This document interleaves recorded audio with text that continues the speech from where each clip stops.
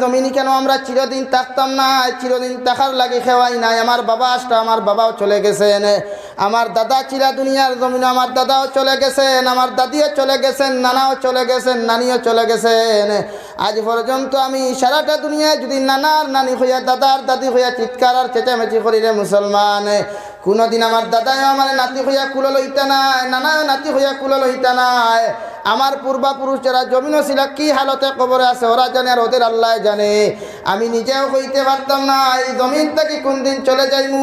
আল্লাহর নবী জনাবে নবী করিম সাল্লাল্লাহু আলাইহি ওয়াসাল্লাম ফরমায়, ও সাহাবায়ে কেরাম হল, দুনিয়ার জমিনে গুনাহ করার আগে আগে তোমরা তওবা করিও।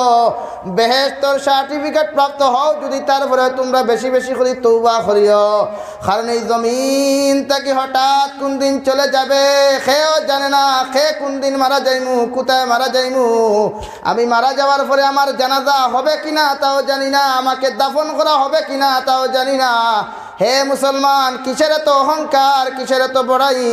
নিজে সুন্দর হইছ, দনওয়ালা হয়েছ, পয়সা হলে তাতে কি হয়েছে? একটা বারও কি চিন্তা করো, ওই যে বেঙ্গালুরের জমিনে মুসলমান মারা যায়, মুম্বাইয়ের জমিনে মুসলমান মারা যায়, কত মুসলমানের ছেলে আর মেয়ের লাশ বাড়িতে আনার মতো পয়সা থাকে না। সৌদি আরবের জমিনে মুসলমান মারা যায়, জীবনেও তার বাবার মুখটা দেখে না। ওই লকডাউনে একটা ভিডিও দেখলাম, ছেলে মায়ের সাথে ভিডিও কলে কথা কইল, কথা খাওয়া অবস্থায় আল্লাহর বান্দা কুয়েতের জমিনে মারা গেল। জীবনে তো আর কোনোদিন নিজের জন্মভূমিতে আসে নাই।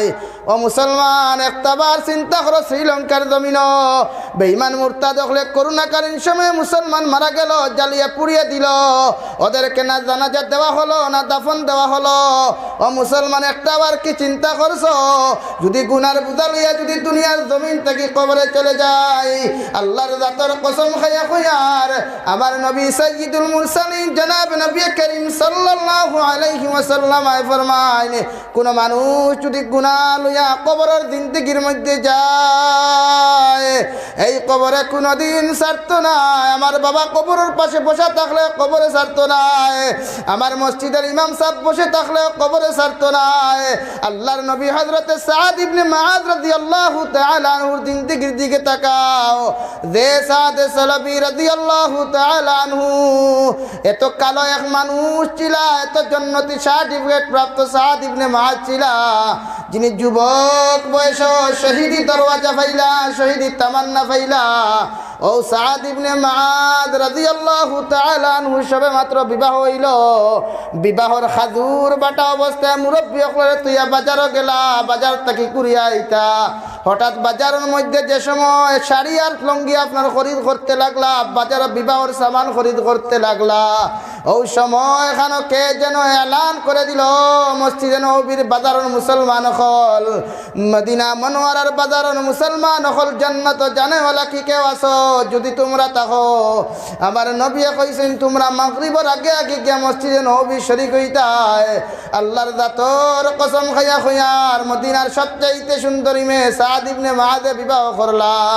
বিবাহ করার পরে আল্লাহর নবীর সাহাবিয়ে বাজারের মধ্যে আপনার বিবাহর সামান না লইয়া তলোয়ার লইলা, তীর লইলা, সোয়ারি লইয়া ইয়া মুরব্বী হকলে কইলা, ও মুরব্বী সাহেব হল, তোমাদেরকে কইয়ার আমি জিহাদর জমিনও যাইয়ার গিয়া আর কোনোদিন দেখা হইতো না, আর কোনোদিন দেখা হইতো না। আমার লাগি তোমরা দোয়া করিও, আমি যাইয়ার গিয়া।